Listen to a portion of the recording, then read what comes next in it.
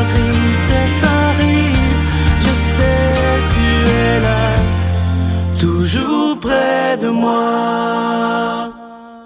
Bon vendredi, le temps passe vite, déjà la fin de la semaine. Je vous souhaite la bienvenue à votre émission La Victoire de l'amour. Et comme on le fait à tous les vendredis, on rejoint notre bon doc, Gilles Lapointe.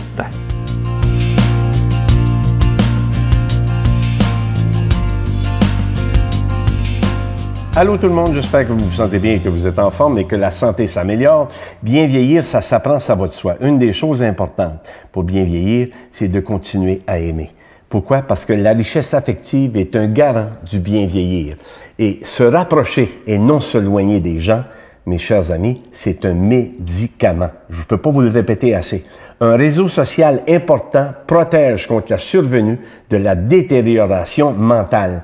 Alors, quand je parle de l'importance, je le mentionne, l'importance dans les conférences, je le dis toujours, n'arrêtez pas que vous ayez 60, 70, 80, 85, ne cessez pas de vous faire des amis. Pourquoi? Parce que dans la vie, c'est ce qu'on a de plus important.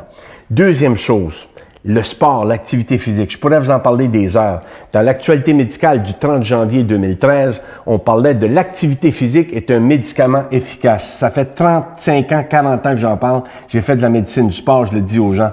Selon l'American College of Sports Medicine, l'activité physique ou l'exercice physique est la pierre angulaire de la prévention du traitement et de la maîtrise de l'hypertension.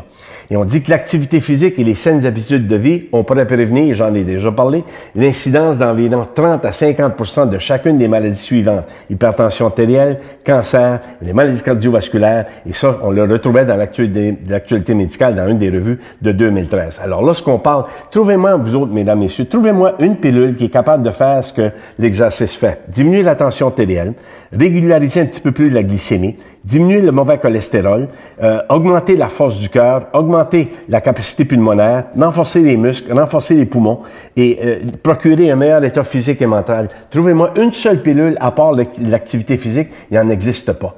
Alors, tu sais, c'est un peu comme quand on regarde au niveau alimentaire, j'en glisse un petit mot, je vais en parler, pour protéger le cerveau, l'oméga 3 par exemple, l'huile d'olive, l'huile de noix de coco et ces choses-là. Avoir une alimentation, pourquoi? Parce qu'on a besoin d'antioxydants, donc des fruits et des légumes. Pourquoi? Parce que ça diminue le vieillissement prématuré. Des fraises, des raisins rouges, des graines de lin, des oignons, du gingembre, des tomates, toutes ces choses-là. Pourquoi, mesdames, messieurs? Parce que notre alimentation, 50 à 60 de l'alimentation, ça devrait être des fruits et des légumes, composés aussi de poissons, de noix, de grains entiers de tout genre, d'huile d'olive, de yogourt. Et quand on dit aux gens, juste un petit peu moins de sucre, un peu moins de gras, un peu moins de sel, simplement des petites corrections, des petites victoires à la fois. Les gens veulent en manger du sucre. Mesdames, messieurs, si vous saviez le dommage que ça peut causer. Alors, c'est simplement pour vous amener des notions de ce que c'est, de l'importance de prendre sa santé en main et d'avoir une meilleure alimentation et une meilleure hygiène de vie. Pourquoi? Pour protéger ce qui est le plus important dans la vie, qui s'appelle la santé. Une bonne semaine et je vous dis à la semaine prochaine. Notre Père qui es aux cieux, que ton nom soit sanctifié, que ton règne vienne, que ta volonté soit faite sur la terre comme au ciel. Donne-nous aujourd'hui notre pain de ce jour. Pardonne-nous nos offenses, comme nous pardonnons à ceux qui nous ont offensés. Ne nous laisse pas entrer en tentation, mais délivre-nous du mal, car c'est à toi qu'appartient le règne, la puissance et la gloire, pour les siècles des siècles. Amen. Je suis toujours aussi heureux de vous parler de ce beau cadeau du mois, une belle exclusivité de la Victoire de l'amour. C'est une idée du pape François il y a quelques mois à la fenêtre du Vatican pour l'Angélus. Il a présenté une petite boîte en disant que c'était un nouveau médicament spirituel qui était bon pour l'âme et le cœur. Et ce qui est écrit sur la petite boîte, c'est 59 granules pour l'âme. Ça comprend dans la petite boîte un chapelet et les grains sont en forme de cœur. C'est de toute beauté. Il y a aussi une belle image de Jésus miséricordieux et les instructions pour... Parce que c'est pas un chapelet qui se dit comme les autres. C'est le chapelet de la miséricorde. Vous avez toutes les instructions pour dire le chapelet de la miséricorde. Et le pape encourage les gens à prendre ce médicament spirituel à tous les jours. Et les effets secondaires, c'est simplement l'amour, le pardon et l'amitié. Que de belles choses. Alors, Miséricordia, médicament spirituel, ça se donne bien en cadeau. Je vous donne l'adresse. La Victoire de l'amour, casier postal 120, succursale Boucherville à Boucherville, le J4B 5-6. Je vous la redonne. La Victoire de l'amour, casier postal 120, succursale Boucherville à Boucherville, le J4B 5-6. Également par téléphone dans le 514-523-4433, 523-4433 ou sans frais le 1-888-811-9291. 1-888-811-9291 et aussi sur notre site internet le www.lavictoiredelamour.org. Alors, je vous rappelle, ce beau cadeau du mois, une première en Amérique. En Europe, c'est très, très populaire. Et il en manque partout d'ailleurs. Mais la Victoire de l'amour, on est les premiers à vous l'offrir. Miséricordia, un médicament spirituel.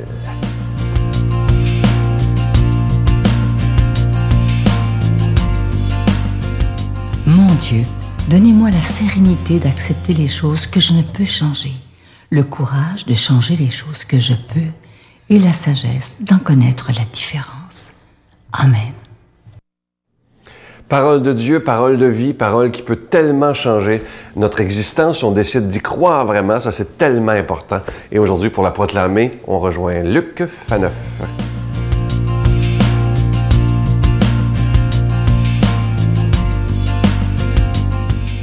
Bonjour, heureux de vous retrouver pour faire ce qu'il y a de plus important, nous tourner vers Dieu qui depuis toujours nous parle par sa parole et nous invite à nous faire écoutants. Donc écoutons cette parole de Dieu, demandons à l'Esprit Saint de venir éclairer nos cœurs, nos intelligences, afin que nous recevions cette parole d'Évangile aujourd'hui qui va proposer à notre méditation la grandeur et la beauté du sacrement du mariage. Jésus arrive en Judée et en Transjordanie. De nouveau, la foule s'assemble près de lui et de nouveau, Jésus les instruisait, comme d'habitude. Des pharisiens l'abordèrent et, pour le mettre à l'épreuve, ils lui demandaient « Est-il permis à un mari de renvoyer sa femme ?» Jésus leur répond « Que vous a prescrit Moïse ?» Les pharisiens lui répondirent « Moïse a permis de renvoyer sa femme à condition d'établir un acte de répudiation. » Jésus répliqua « C'est en raison de votre endurcissement que Moïse a formulé cette loi. Mais au commencement du monde, quand Dieu créa l'humanité, il les fit hommes et femmes. À cause de cela, l'homme quittera son père et sa mère, il s'attachera à sa femme, et tous deux ne feront plus qu'un. Ainsi, ils ne seront plus deux, mais ils ne font qu'un. Donc, ce que Dieu a uni, que l'homme ne le sépare pas. » De retour à la maison, les disciples interrogeaient Jésus de nouveau sur cette question. Il leur répond, « Celui qui renvoie sa femme pour en épouser une autre est coupable d'adultère envers elle. Si une femme a renvoyé son mari et en épouse un autre, elle est coupable d'adultère. » Acclamons cette parole de Dieu, louange à toi, Seigneur Jésus.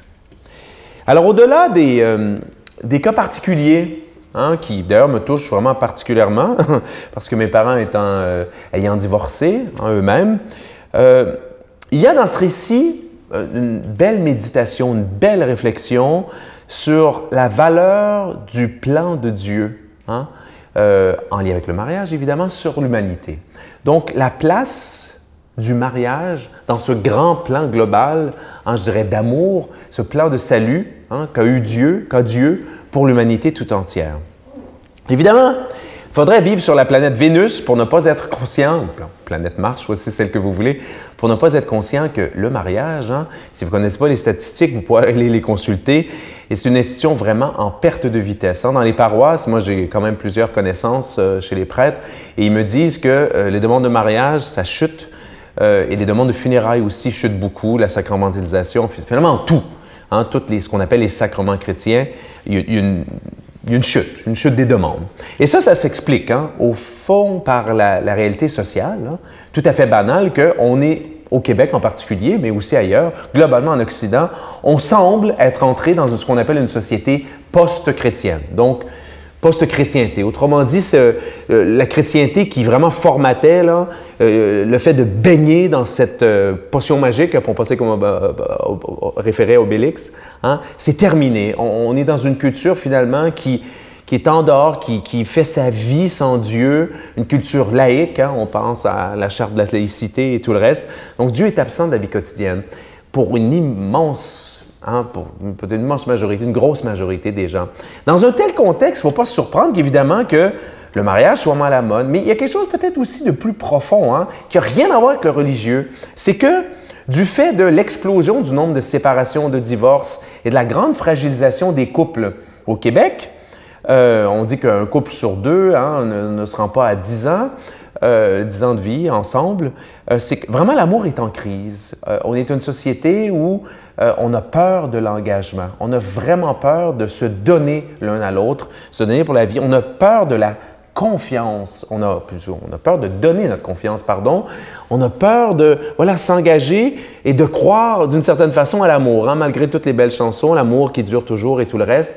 Alors, il y a comme une méfiance. Donc, du coup, tout le monde sait, en tout cas les adultes, que le mariage, c'est un engagement, au-delà de nos options religieuses, hein, parce qu'il y a le mariage civil aussi. Le mariage est un engagement extrêmement sérieux, hein, beaucoup plus sérieux que ce qui est l'option de vie la plus populaire aujourd'hui, ce qu'on appelle l'union libre. Hein. On vit ensemble jusqu'à temps que ça ne nous tente plus, en fait, jusqu'à temps qu'un ou l'autre, ça ne lui tente plus, puis hop, par la porte d'en arrière, puis on se retrouve gros gens comme devant. Hein.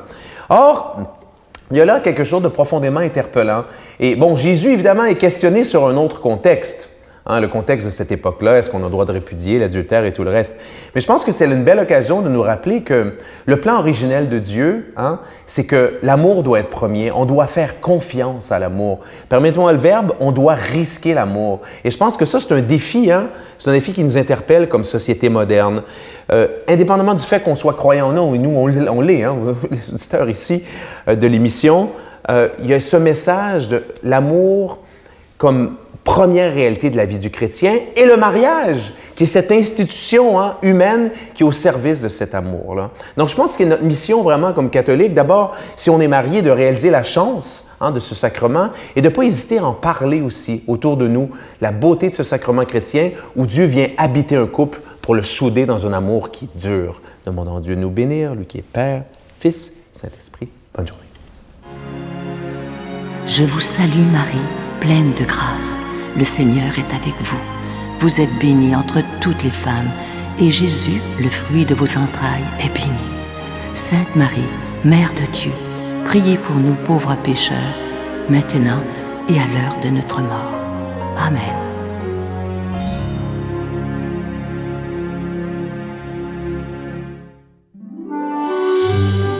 La Victoire de l'amour vous invite à vivre un pèlerinage en Italie à la rencontre de Saint François d'Assise et du pape François, en compagnie de l'abbé Robert Lemire et de Sylvain Charon.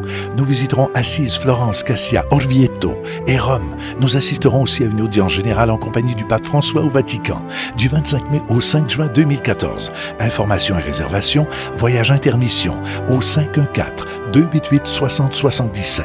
Sans frais, 1-800-465-3255. J'ai le privilège d'aller à Rome et à Assise, vivre une expérience incroyable avec Saint François et le pape François aussi. Donc venez avec nous, vous allez voir, vous allez découvrir des choses extraordinaires. Venez!